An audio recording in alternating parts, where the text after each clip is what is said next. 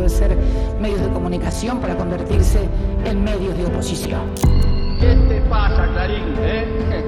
Y cuando esto se acabó, tenían los fierros mediáticos. ¡Periodistas corruptos! ¡Ensobrados! ¡Estos son los trolls! Yo no sé si te mandó Clarín, Mañeto o Rendo. Donde tenía una venda cruzada en la boca, en un mensaje casi cuasi mafioso. A ver, manga de mandriles infradotados.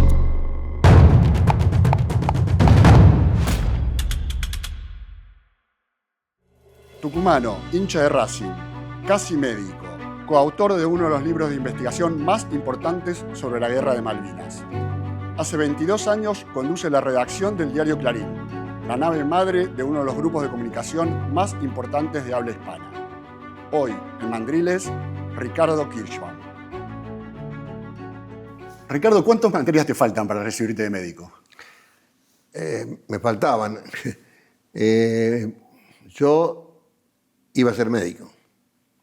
No, eso no había ninguna... Porque tu no papá tenía era ninguna médico, duda. ¿no? Mi padre era médico, sí.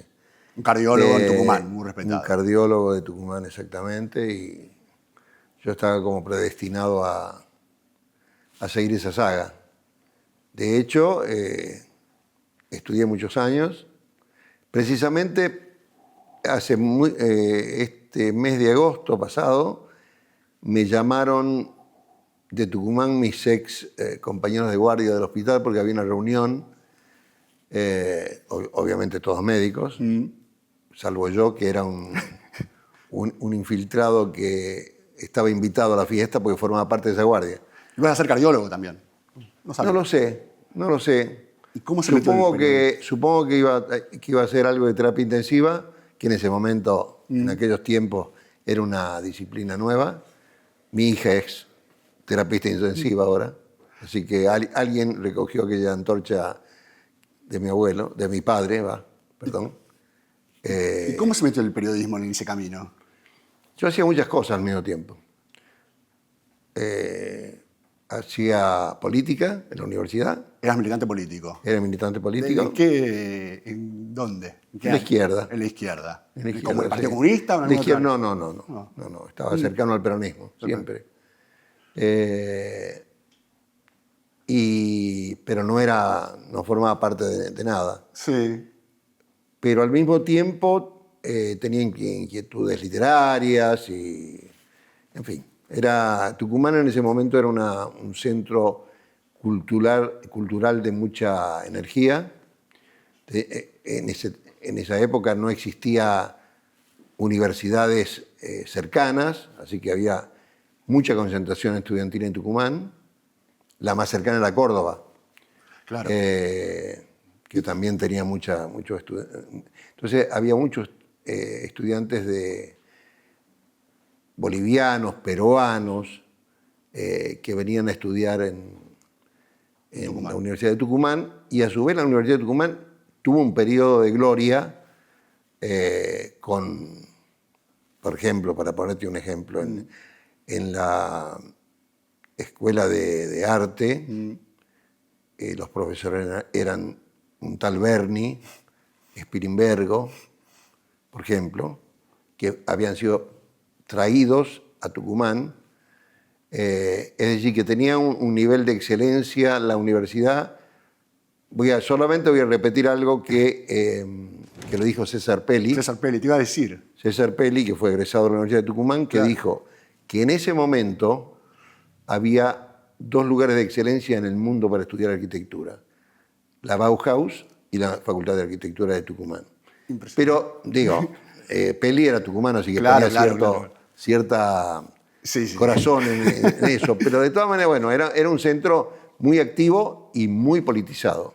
Bien, y empezaste a trabajar, mientras estudiabas medicina, conseguiste trabajo en los medios de comunicación de Tucumán, en La Gaceta. Hubo un tema ahí, digamos, como suele ocurrir en la vida, de circunstancias. Un heredero de La Gaceta, un tipo importante, que fue un historiador muy conocido, José Ignacio García Hamilton, de la familia tradicional de los dueños de La Gaceta, tuvo un raptus político y decidió hacer un diario disidente, un diario que se llamaba El Pueblo. Y ahí confluimos muchos aspirantes a hacer periodismo. Te nombro, el corresponsal en Buenos Aires era un tal Roberto Guareschi. Mira. Había una columna que escribía, no me acuerdo qué día, un señor llamado Joaquín Morales Orá. Pero por supuesto no fue horrible. Como Sí, corresponde, era un diario vespertino que salía a la mañana porque tenía una máquina muy vieja, Vespertino a la ¿no? Muy mala, en fin. Fue una gran experiencia. Pero a su vez, bueno, yo seguía estudiando medicina, por supuesto. Y después pasaste a otros medios. Y de pronto Sí. me ofrecen desde aquí ser corresponsal en el norte del Cronista Comercial. Claro. El Cronista Comercial estaba preparándose era un diario que se vendía por suscripción, un diario dedicado totalmente a la economía, que iba a salir a competir con La Opinión en los kioscos. Entonces estaba armando un nuevo staff y me ofrecieron ser corresponsal. Estaba en ese diario, por ejemplo, Carlos Omigliana, Tito Cosa, el propio Roberto Guareschi, Tito Amadeo, personas que vos algunas has conocido, Luis Guagnini, Correcto. en fin.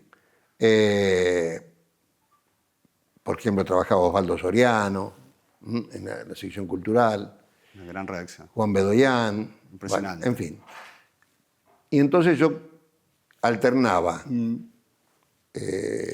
estudiaba medicina y hacía periodismo. Obviamente y otras cosas. Sí. Obviamente que mis compañeros comenzaron a ir adelante mío, mis compañeros de camada. Claro. Pero de todas maneras yo seguía con el proyecto y seguía rindiendo algunas materias libres, pero Te empezó a tirar más el periodismo. no. Creo que hay cosas que a veces uno no decide. Yo recuerdo que una vez estaba estudiando, yo estudiaba de noche,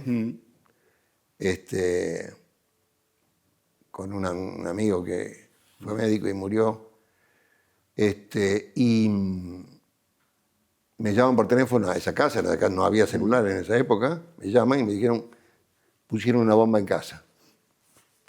Como había habido una amenaza de la AAA a todos los corresponsales de diarios porteños, el propio Joaquín, que era corresponsal de Clarín, en Tucumán, al corresponsal de La Nación, a mí, a algún otro. Yo a su vez hacía la suplencia en Clarín y en La Razón los días que tenían Franco, Joaquín y el negro Rodó, que era corresponsal de La Razón. Sí. Bueno,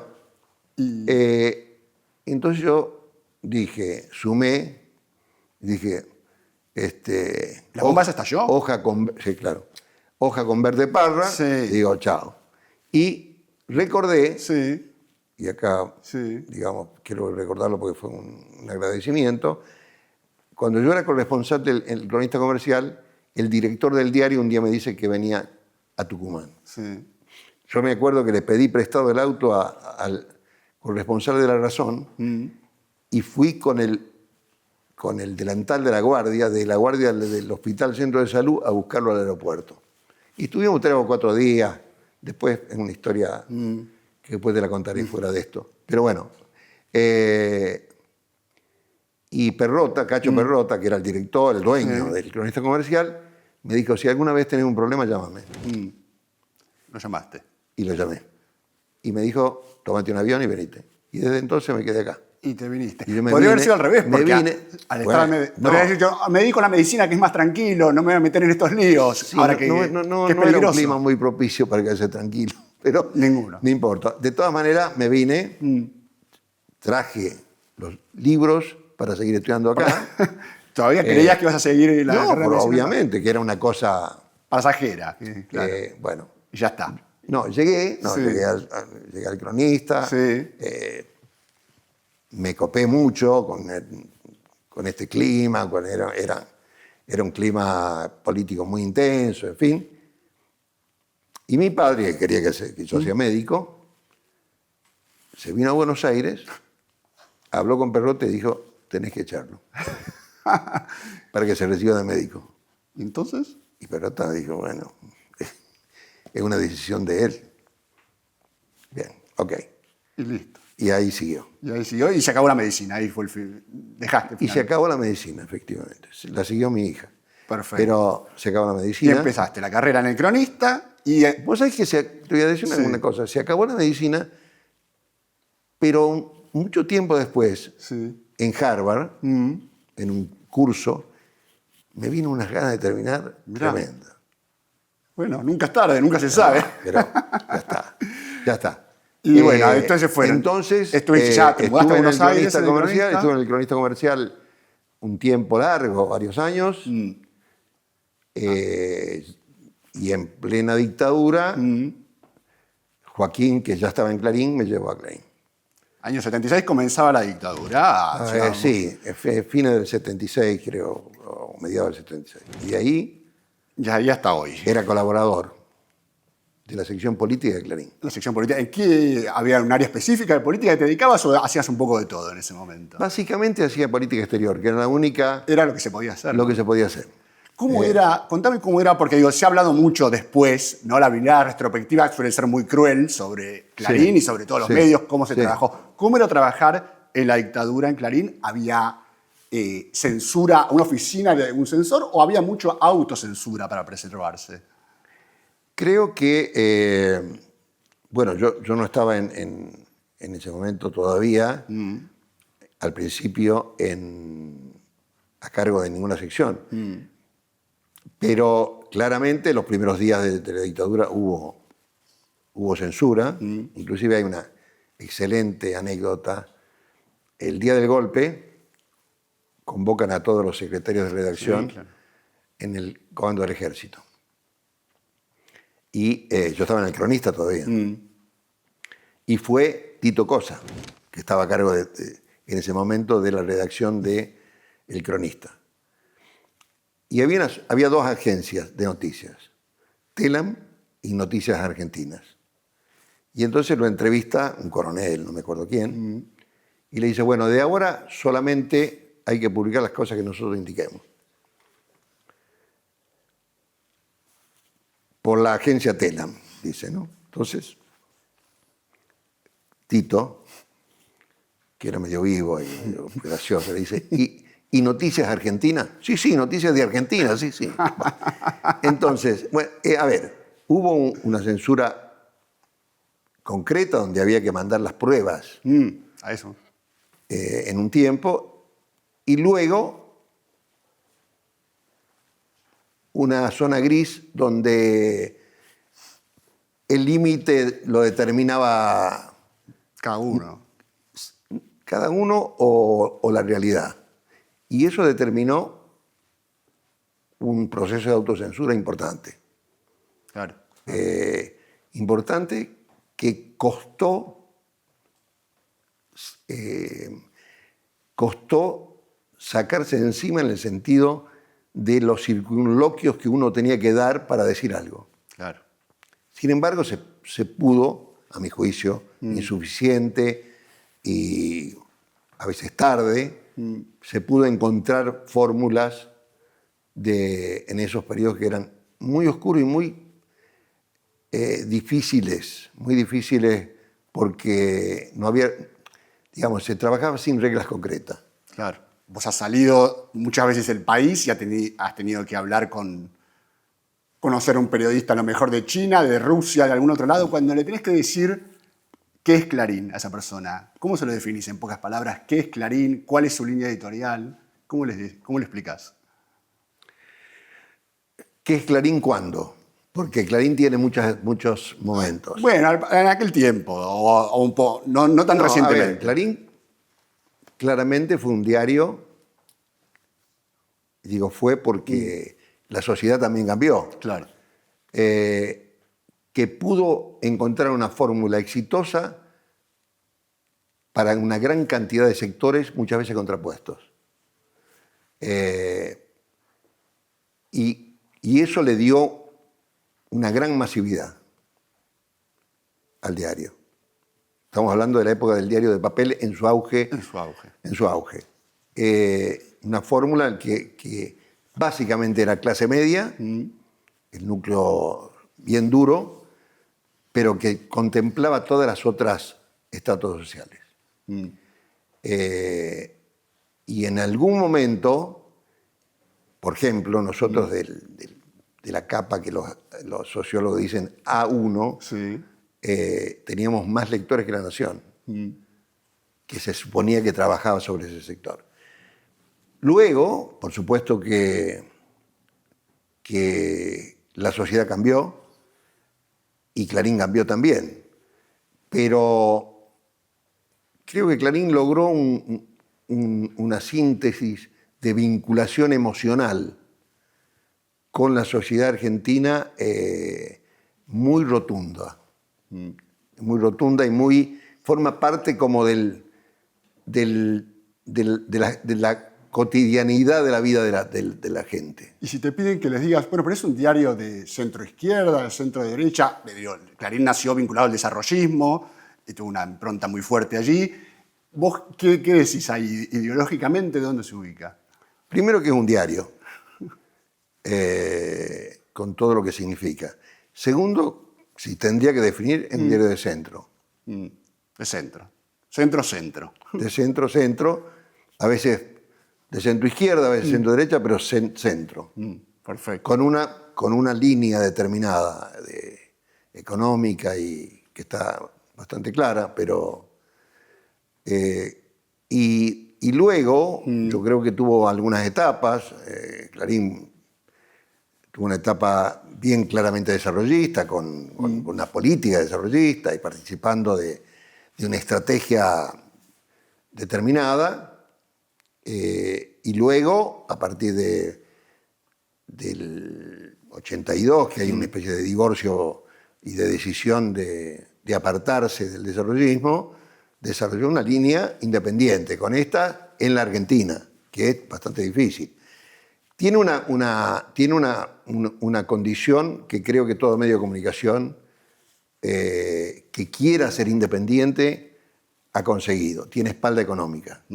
Bueno, claro. Sin espalda económica no se puede tener independencia. Bueno, con respecto a esa espalda económica, justamente te quería consultar porque vos viviste toda la etapa. Vos llegaste a lo que era un diario simplemente, un diario importante ya, pero Sí. un diario, la transformación en un grupo, el Grupo Clarín, ¿no? Así es. Vos atravesás toda tu relación laboral en Clarín, mientras eso sucede a la par, es un grupo, es un diario que empieza a comprar otros medios de comunicación, radios, canales de televisión, sistemas de cable, telefónicas. Ahora, todo eso, como vos decís, le da una espalda económica muy fuerte, por un lado, y por otro lado está el tema de cómo se vive eso desde la redacción, cuando empieza, bueno, los intereses económicos de ese grupo a lo mejor entran en conflicto con los intereses periodísticos de la redacción. Bueno, en principio te quiero decir que si tiene una virtud, y no sé si será una estrategia o una situación heredada. El grupo nació de Clarín, del diario Clarín. Y claramente el diario Clarín, hoy en la constelación del grupo, no es el factor económico más importante, pero sí el símbolo. Eso nos da a quienes trabajamos en Clarín, en el diario, cierta, digamos, características de ser los que estuvimos donde se movió la pelota. Esto no quiere decir más nada. Pero hay otro detalle que me parece que es una virtud del grupo, es que cada medio tiene su propia estrategia, al revés de lo que creen, ¿no? Y demuestran una gran ignorancia. Creen que Clarín es una persona que tiene una mesa de arena que decide, bueno, por acá vamos con la televisión y después vamos... Eso es todo un mito urbano. Cada medio desarrolla su propia estrategia, obviamente enmarcada en una política de la compañía, pero todo es una fábula construida no es para justificar el propio relato aquel relato que ya es deshilachado y que no tiene ya que no se puede agarrar de la realidad por los cambios que ha habido en todo el ecosistema informativo, pero que se sigue mencionando como los medios hegemónicos, ¿no? Sí. ¿Y cómo afecta, te preguntaba, cómo afecta a la redacción esta pluralidad de intereses económicos que tiene el grupo?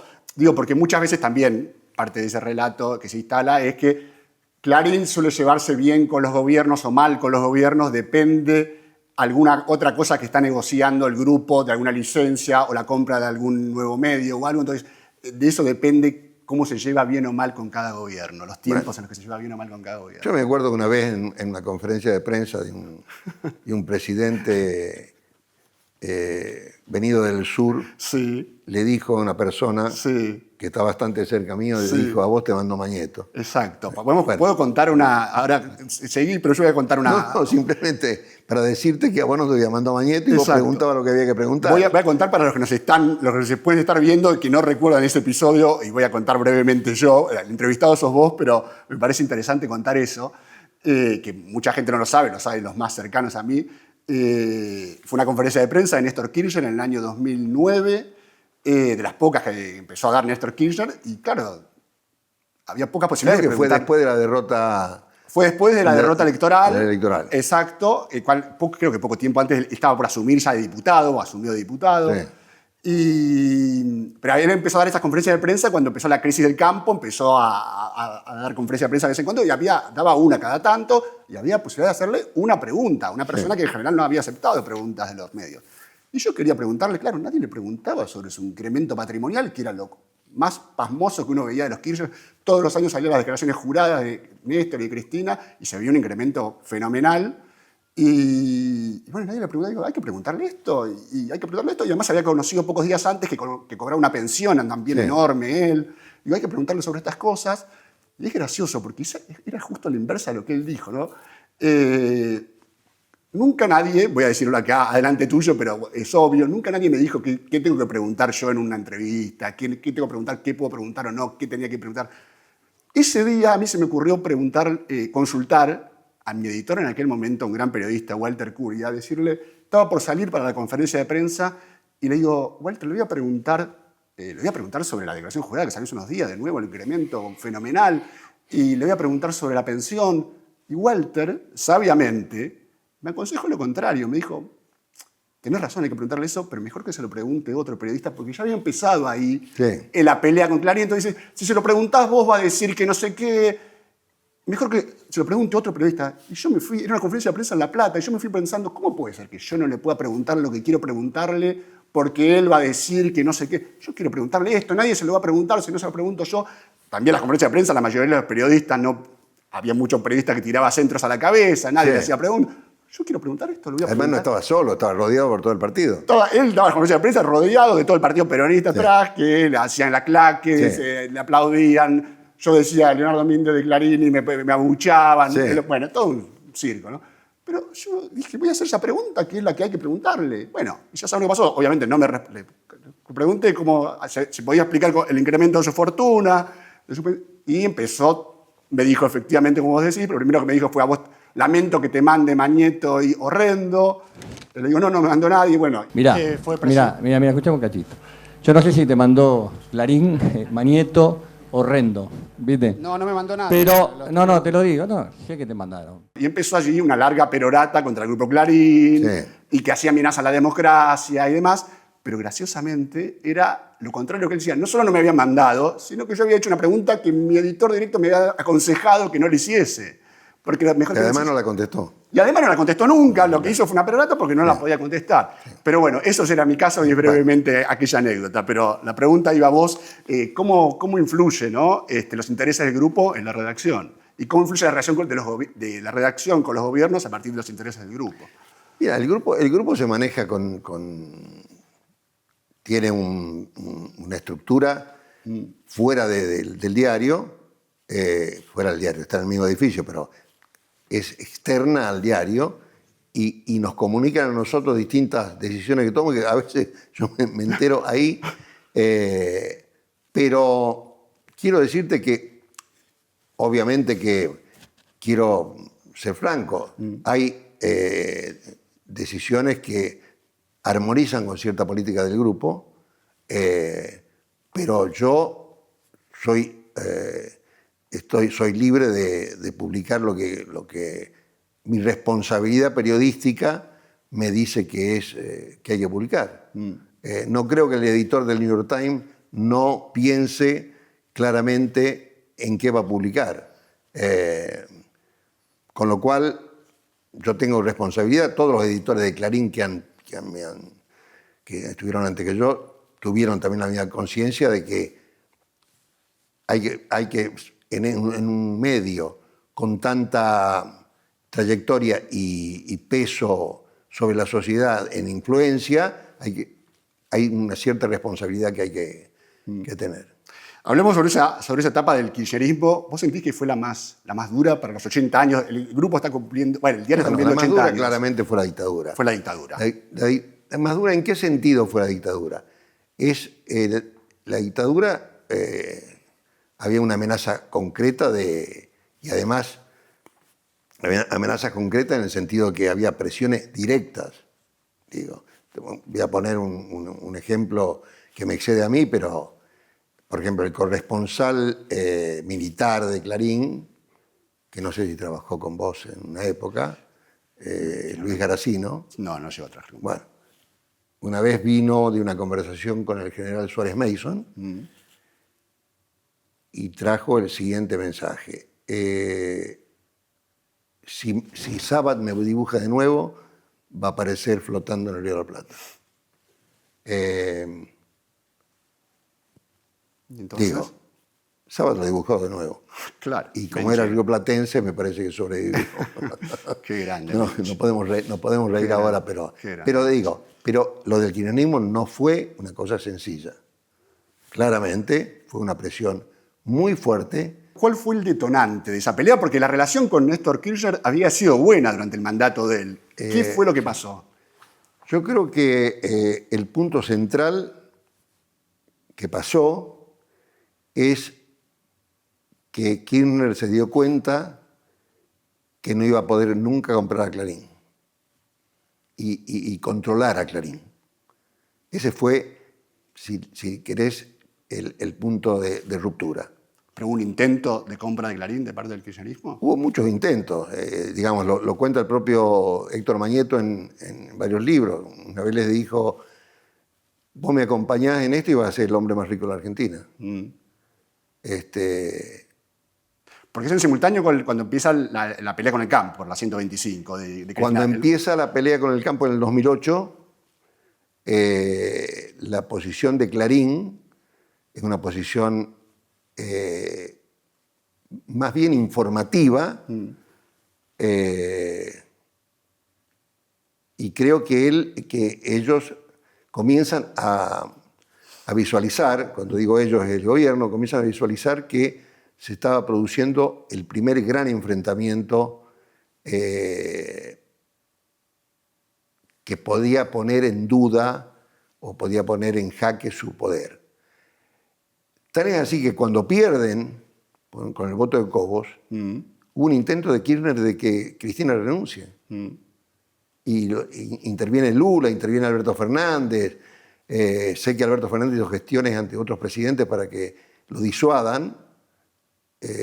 Y creo que a partir de allí, ya antes, hubo una campaña que inició Moyano con el Clarín Miente, que Néstor Kirchner tomó uno de los carteles y apareció en una foto que vos recordarás, porque ya trabajabas allí. Exacto. Pero creo que el punto de ruptura es cuando Kirchner se da cuenta que aún en los esfuerzos no iba a poder controlar Clarín. Y él decía, lo que piensa cualquier político que tiene un proyecto hegemónico, que es, yo necesito que Clarín no que el mensaje de Clarín no llegue a mi propio electorado porque se solapan los electorados. Bueno, inició una campaña muy fuerte que duró mucho tiempo y que tuvo muchas etapas y no lograron el objetivo. Y creo que eso no solo le hizo mucho daño al propio gobierno, sino también nos obligó a nosotros a hacer un periodismo muy defensivo que también nos afectó a nosotros, en el sentido de que el margen de maniobra que nos dejaban era un margen de maniobra reducido y fue un periodismo defensivo. Claro. El gran Julio Blanc le llamó el periodismo de guerra. No sé si vos... No coincido. ¿Vos no coincidís con esa no descripción? coincido, no coincido en absoluto. No coincido en absoluto con el periodismo de guerra y lo discutí con Julio cuando vivía. Me pareció una definición equivocada. Pero vos le llamás periodismo defensivo. En el sentido de que, a ver, éramos excluidos de toda información oficial, de toda delegación oficial. Cuando un ministro viajaba al exterior y viajaba un enviado especial de Clarín, el ministro lo excluía exprofesamente de sus conversaciones con los otros periodistas. Bien, eso fue una etapa cuyo objetivo, ¿cuál era? El objetivo era, y creo que todo objetivo de gobierno que trata de afectar a los medios tienen, que es, lo que yo digo, el asesinato de la reputación. El periodismo tiene un valor intangible que si es afectado queda complicado, que es la credibilidad. Cuando logran quebrar ese dique, ese valor intangible, logran un objetivo. Yo creo que con Clarín lo intentaron por muchos medios y tuvieron muchas personas que trabajaron en Clarín trabajando en ese objetivo y finalmente no lo lograron. ¿Sentís que revisaste aquellos años y sentís que se podría haber hecho algo mejor desde la redacción? Claro, sí, pero ya el partido está jugado. Siempre uno encuentra defectos luego, cuando la chapa está puesta. Pero, claro. Pero claramente si tuviera que hacer algunas cosas hoy, no lo hubiera hecho igual. Déjame te consulte, en ese momento el kirchnerismo puso sobre el tapete a la figura del CEO de Clarín, a Héctor Manieto, y lo puso ahí en el candelero, una persona que fue muy mencionada durante aquellos años en la discusión pública permanentemente, el Manieto era el canto del kirchnerismo y demás. Y la gente conoce muy poco, la verdad, porque no ha dado casi entrevistas y reportajes. Vos tenés un trato diario con él y me parece interesante que puedas contar un poco cómo es el trato cotidiano con él en lo que tiene que ver con las discusiones sobre el diario, cuántas veces al día hablas con él y cómo es el trato con Manieto y cuál es su gerencia en el diario. Básicamente una vez por día con él. Depende del tema, pero entre 20 minutos y 2 horas. Pero yo creo que uno de los temas que yo le critico a Clarín es que en muchas ocasiones la imagen la construyó el enemigo. No se puso énfasis en construir una propia imagen que es la realidad. Y creo que en este caso eso ocurrió. Y además porque necesitaban una figura que sintetice el ataque.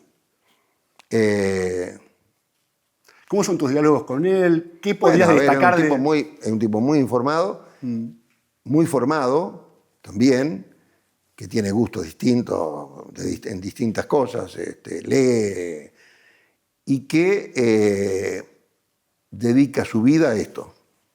¿La tapa del diario, todas las tapas las consultás con él? ¿La última consulta es con él? No. No. No. Bueno, no hace falta. No. claramente no. Si tengo algún tema complicado que implique consecuencias de algún tipo periodísticos, políticos y demás, por supuesto la consulto, obviamente, pero no consulto la tapa con él. Y si tuviese que destacar sus características, él fue el responsable de convertir este diario en un grupo comunicacional top de América Latina. Sí. ¿Cuál es su característica que vos podrías definir como Creo que constituyentes? es un gran estratega en el sentido que ve cosas que otros no ven en el mundo de la comunicación, ¿no?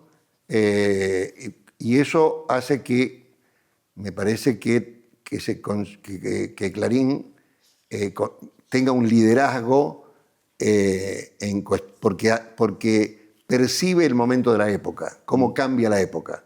Que me parece que es una virtud, una cualidad interesante. Y además está informado de cosas que pasan en el mundo. No está ausente de lo que está pasando por ejemplo, en el mundo digital. Todos nosotros somos analógicos. Total. Y venimos de un diario claramente exitoso, analógico, digamos, de la etapa industrial, y entramos en la etapa postindustrial, donde hay otra liga, otro juego, otras reglas, otros equipos, donde un equipo pequeño te puede disputar el mismo terreno que antes vos considerabas exclusivo. Así es. Ricardo, vos, salimos de la etapa del kirchnerismo así tan difícil. Hubo un periodo más tranquilo con Mauricio Macri, con Alberto Fernández, y hoy Javier... Pasamos de la Rúa, pasamos... No, bueno, te estoy hablando después del kirchnerismo. Sí, te estoy hablando después del kirchnerismo, pero te iba a decir, llega Javier Milei y otra vez una confrontación muy fuerte con Clarín, al punto que hoy el presidente, en su cuenta de Twitter que tanto utiliza, el tuit que tiene fijado permanentemente arriba de todo es contra Clarín. ¿Vivís de nuevo? ¿Es como volver a vivir lo mismo? ¿Qué diferencias ves de aquella confrontación con el kirchnerismo a esta confrontación? Eso me dio más experiencia. ¿Te dio más experiencia? Me dio más experiencia. Creo que, el gobierno podrá tener, y tiene derecho a tener una idea de lo que es Clarín. Creo que el gobierno tiene un problema con el periodismo, más que con Clarín. Porque el gobierno acusa a los periodistas de ser mentirosos, pero considera que una fake news es una expresión de libertad de expresión, ¿no? Es un ejercicio de la libertad de expresión, hay una contradicción en sí misma muy grave, muy seria. Obviamente que es otra la realidad informática. El gobierno cree en las redes sociales como medio de expresión, no solo el gobierno de Milei, el gobierno de Trump también, todos, pero a la hora al final del día, se enojan con los medios de comunicación.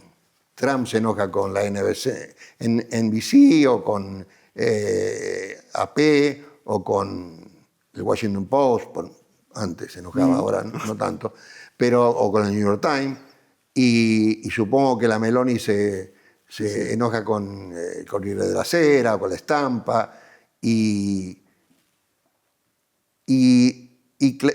Milei se enoja con los medios y con los periodistas. Porque considera que los periodistas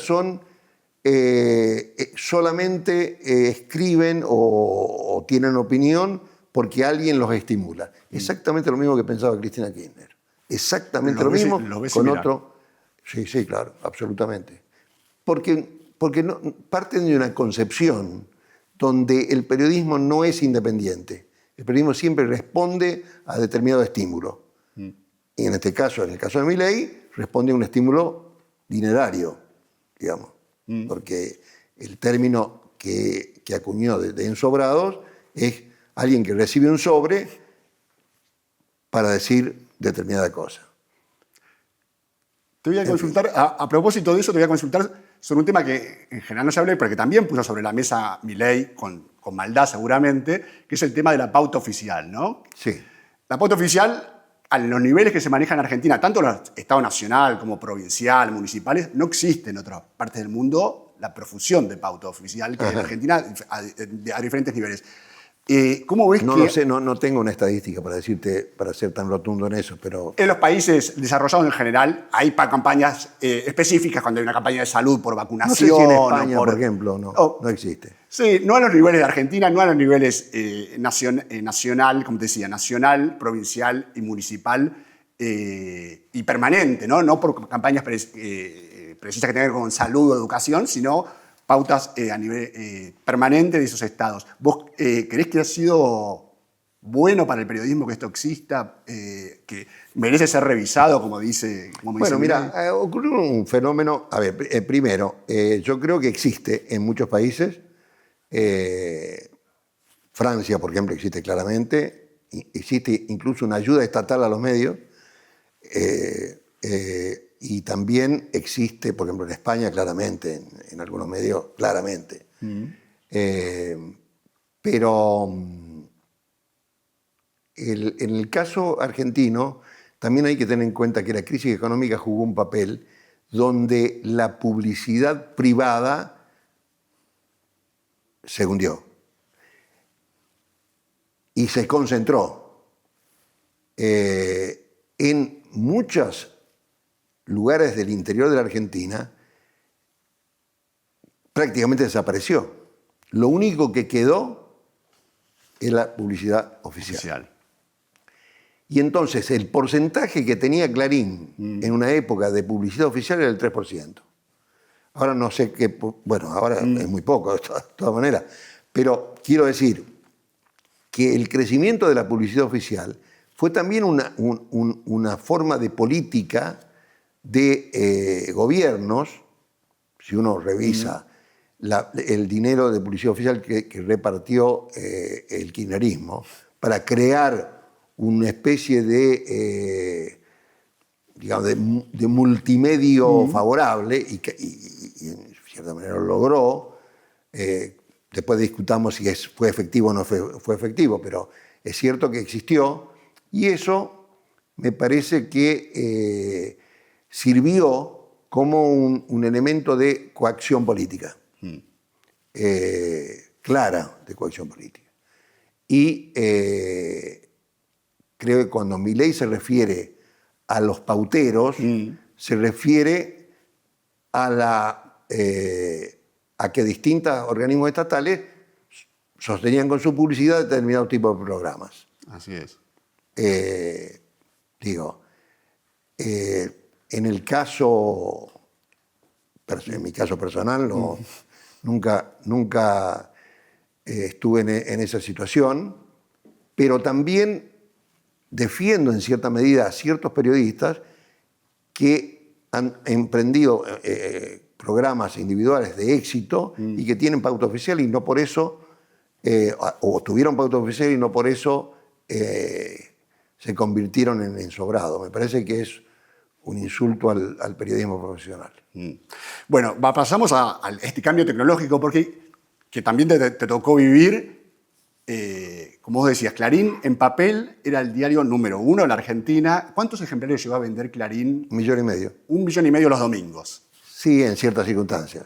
1.200.000, 1.300.000. A veces era antieconómico tirar más. Claro, claro. ¿Y cuántos vende hoy? ¿Se puede decir esa cifra? Sí, debemos estar en un promedio aproximadamente, de 60.000 ejemplares. Entonces, brutal, una caída, se perdió el 90% de la circulación. ¿Ya se plantea dentro del diario un momento en que se diga, bueno, si se cae bajo esta cifra no vale la pena seguir imprimiendo el papel? Yo creo que el papel todavía tiene vida. Así, aunque sea con 60.000 ejemplares o menos. Absolutamente. ¿De lunes a viernes? Primero. ¿Vale la pena imprimirlo? ¿No es a pérdida? A ver, no tengo una posición totalmente definida, pero te diría lo siguiente. El día que más vendemos es el domingo. Hay muchas cuestiones que antes resolvía Clarín o los medios gráficos y que ahora se resuelven la inteligencia artificial con una sola pregunta. Sí. pero existe todavía cierta simbolismo y hábito de leer un diario impreso. Para gente de tu generación, quizás de la mía, más abajo, no existe más ese simbolismo. Seguramente. Precisamente hoy que tuvimos hace 2 días un seminario que estuvo Le Monde y el Corriere della Sera, y nosotros tenemos la propia experiencia también. Por ejemplo, la versión digital del diario impreso es leída. El PDF, como decíamos. El PDF, sí. Inclusive el Corriere della Sera lo suscribe. Mira. Uno se suscribe no a la edición de papel, sino se suscribe. Pero si uno ve que los kioscos, por ejemplo, se convierten en una cafetería. En una cafetería, claro. ¿no? Hay también cierta, ¿qué puedo decir? Hay también cierta obstinación en toda la cadena en mantener la misma costumbre, aunque la torta se siga reduciendo. Además hay otro elemento muy claro. El precio de un diario de papel te paga la suscripción mensual del mismo diario. Ricardo, antes el diario se sostenía con la venta de los diarios, con la publicidad, que hoy es mucho menor. Bajó la venta de diarios, bajó la publicidad, desaparecieron los clasificados, que era el tercer núcleo grande para Clarín de ingreso de dinero. ¿Cuál es hoy el modelo de negocios? ¿Cómo se sostiene? Bueno, nosotros estamos en plena conversión de una empresa analógica a una empresa digital, con todas las dificultades culturales que eso tiene, pero claramente nuestra opción en el 2017 de ir a la suscripción fue una decisión estratégica que se reveló correcta por ahora y que nos permite seguir manteniendo toda la operación de Clarín basada prácticamente en los ingresos digitales. ¿Y alcanza esa suscripción para suplantar todos aquellos ingresos que se perdieron? Bueno, ¿alcanza en qué sentido? También tenemos, como toda empresa con una marca tan fuerte como la de Clarín, como hace el New York Times o como hace El País de Madrid, tenemos acciones de extensión de marca, que es, tenemos una empresa que hace libros de texto escolares, tenemos eventos con sponsors, seminarios. Precisamente en esta festejo de los 80 años de Clarín, el jefe de servicios digitales del Corriere della Sera contó que inclusive tiene el Corriere della Sera una agencia de viajes, con periodistas que llevan muy cara, que llevan a distintos lugares muy exclusivos, en fin. Pero nosotros no tenemos eso, pero nosotros mantenemos el papel, que todavía es un ingreso muy importante para nosotros, que se hace separado de la edición digital, y estamos profundizando el tema de la audiencia propia. ¿A qué te referís con eso? La audiencia propia es los que entran a Clarín en directo.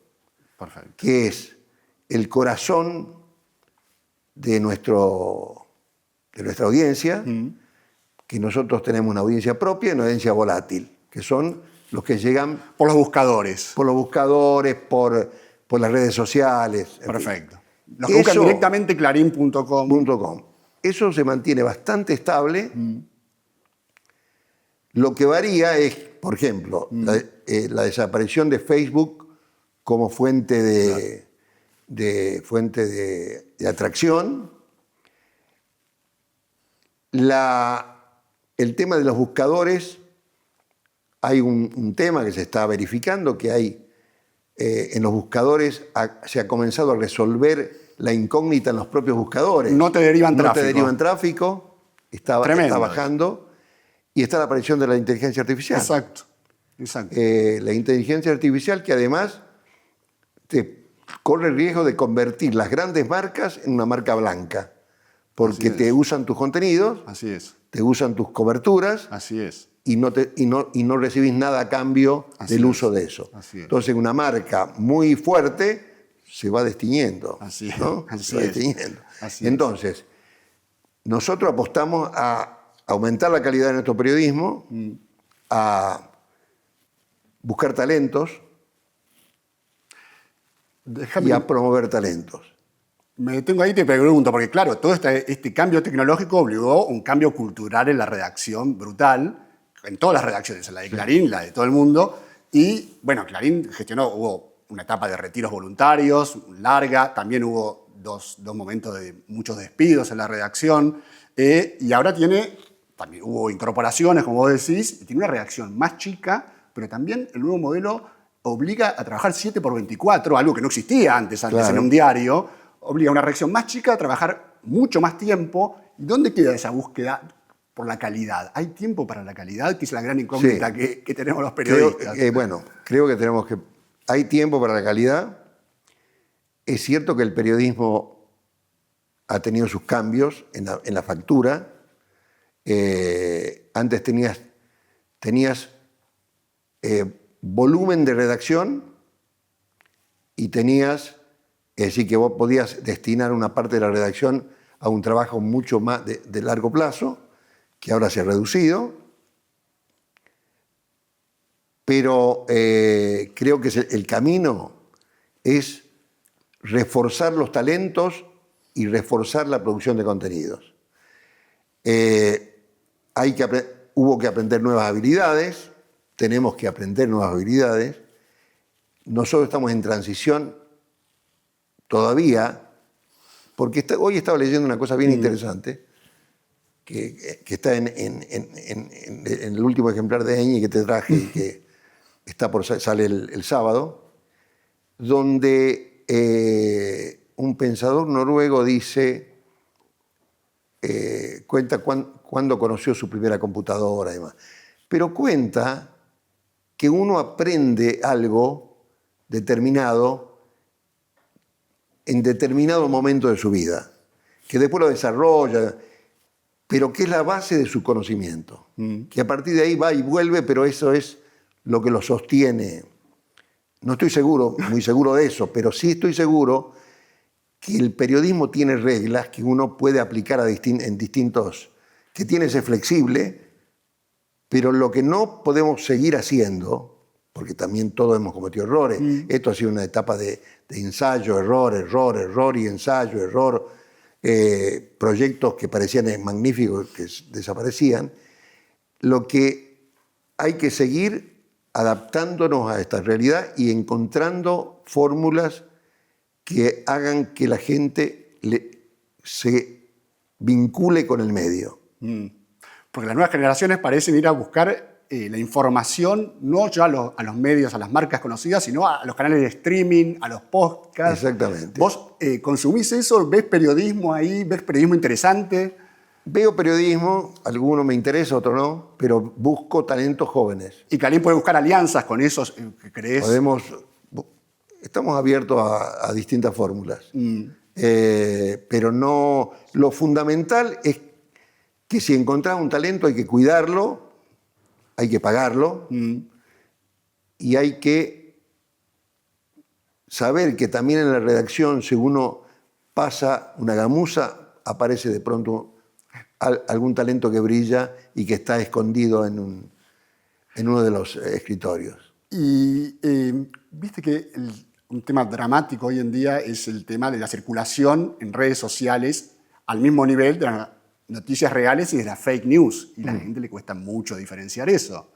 Y a veces no quiere. Y a veces no quiere, que es otra cosa que te iba a decir, porque también lo leí en una nota que vos escribiste y pensaba similar, digo, porque mucha gente aquí opera con mucha precisión el sesgo de confirmación, ¿no? Exactamente. La gente prefiere una noticia falsa, pero que confirme lo que uno ya cree.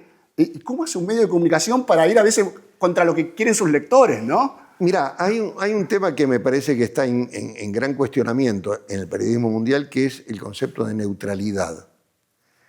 antes uno de los atributos que exigían los lectores era neutralidad informativa. Yo creo que era más deber ser que realidad, pero uno lo encontraba en cualquier encuesta. Sí, la objetividad, que La realidad objetividad, no la objetividad. Es objetivo, es neutral, en fin. Sí. Ahora es un disvalor. Sí. Ser neutral es un disvalor. Yo considero que es un error, pero es un disvalor. ¿Y por qué? Porque lo que se busca son posiciones, y posiciones tomadas, y posiciones fuertes que confirmen las creencias del lector o del usuario, de la audiencia. Eso no es bueno para el periodismo, porque cada vez que uno se corre de la raya, y nosotros tenemos ejemplos muy claros, sobre todo en medios audiovisuales, cuando cambia cierta posición, el lectorado fiel te exige volver. Claro. Me estás traicionando. Yo te escuchaba a vos, o te veía, o te leía porque vos decías tal cosa. Y ahora has cambiado. ¿Cómo? Entonces, hay también una presión.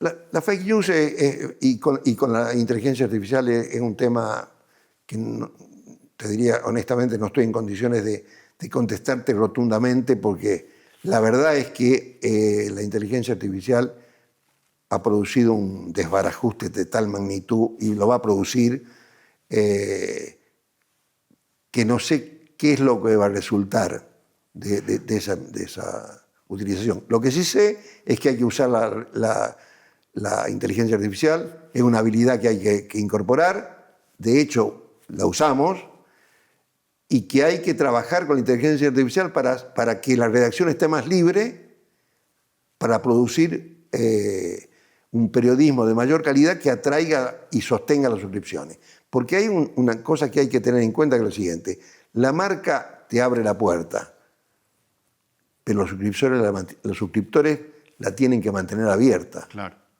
Entonces uno tampoco tiene que hacer un periodismo que no defraude en un medio ambiente donde la primicia dura nada. Y donde la calidad periodística juega un factor fundamental. Pero no veo periodistas ahora, que vos has escrito en varias plataformas, que se preocupe demasiado por su calidad de escritura. Es cierto eso, pero también ¿no sentís que hay un camino de vuelta? Las audiencias no parecen estar demandando eso y, como decíamos, valora más la opinión. Ahora son todos editorialistas porque la audiencia también está pidiendo gente que opine, más que información bien escrita, bien investigada y bien redactada. Estoy ¿no? totalmente de acuerdo. Te exigen opinión sobre todo. Aún no fundadas. No. Exacto. Ahora todo el mundo es un editorialista. No, son impresiones. Sí. Yo muchas veces veo textos y le digo, ¿y esto que está bien, está muy bien, pero ¿y cuál es la fuente? ¿Cómo demostrás esto que es? Parece no ser una condición a veces, y me parece un error grave, una condición básica. Ricardo, muchos analistas también hablan de que estamos asistiendo quizás al ocaso de los grandes medios de comunicación como intermediarios de la información, ¿no? Porque eso fue el último siglo, fue esto, grandes empresas de comunicación que fueron creciendo, que eran los intermediarios entre la información y el público. Hoy los presidentes, como decía, se comunican directo por sus cuentas en sus redes sociales, prefieren hablar con la gente, los empresarios y demás.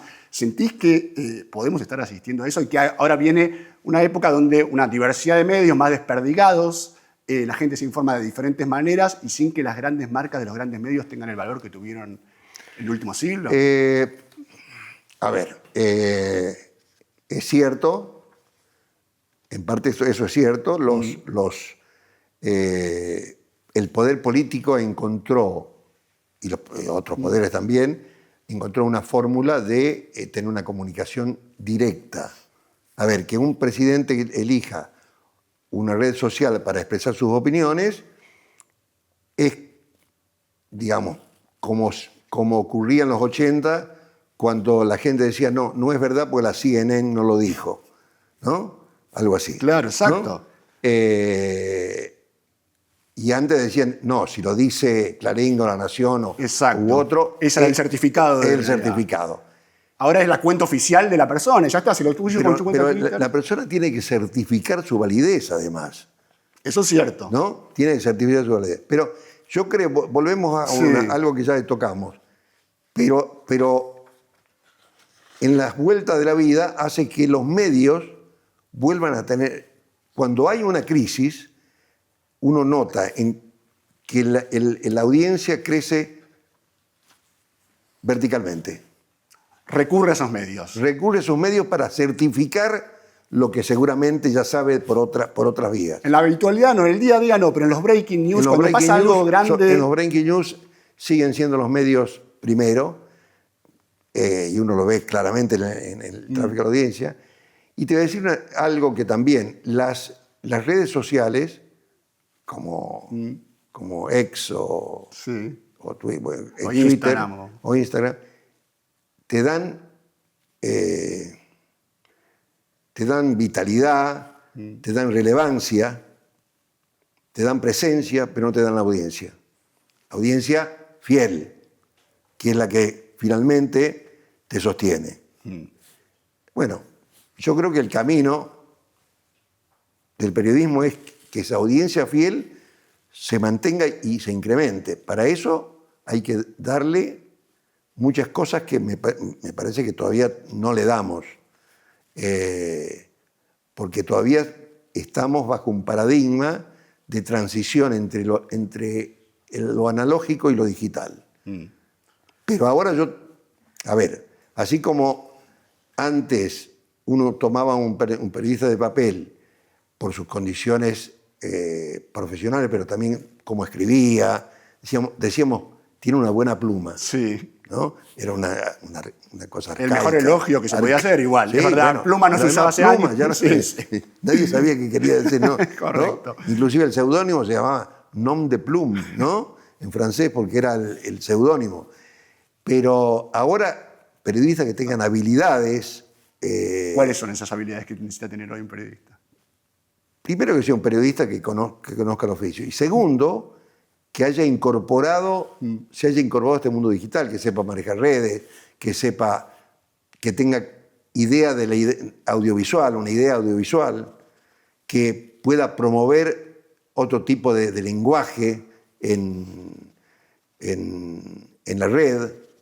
Digamos, esas son habilidades inherentes al nuevo periodismo, ¿no? Es imposible que una redacción no las tenga en cuenta, que tenga una actitud, que sepa cuando el periodismo tiene que ser más visual que... En fin. Ricardo, si tuvieses que nombrar algún error de tu carrera periodística que te marcó, que te lamentás, y algún logro, el más destacado que vos digas, me enorgullezco mucho de este logro. Mira, el logro más grande que tuvimos fue una investigación periodística que todavía está vigente y que nos dio una gran satisfacción hacerla y sobre todo que soportó el peso de los años y se mantuvo. La versión que dimos fue una versión que no pudo ser rebatida sobre la Guerra de Malvinas. El libro, ¿no? Célebre, el mejor libro que se ha sobre la Guerra creo de que Malvinas. fue con Oscar Raúl Cardoso. Con Oscar Raúl Cardoso y Eduardo Van der Kooi, que todavía me sorprende que el libro se venda, y que tuvo muchas ediciones. Errores puedo nombrar muchos,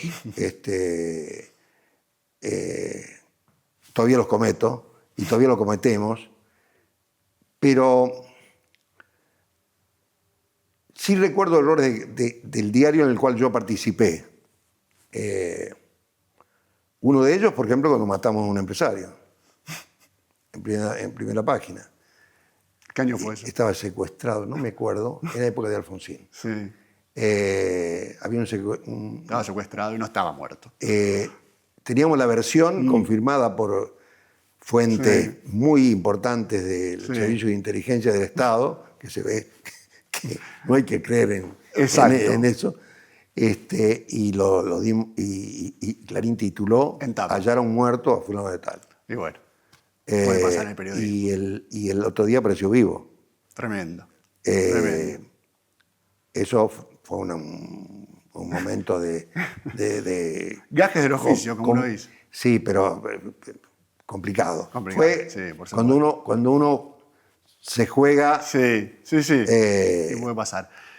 Ricardo, para ir terminando, si se te acerca un chico, un joven de 18 años y te dice, estoy pensando que quiero ser periodista, ¿qué me recomendarías? ¿Qué le decís? Le recomendaría que sea periodista, pero que estudie muchas disciplinas, o por lo menos lea historia del país en el cual trate de aumentar su cultura general, y que aproveche para aprender nuevas habilidades, nuevos géneros y nuevos lenguajes. Y además, hablar muy bien, por lo menos otro idioma. Porque sin esos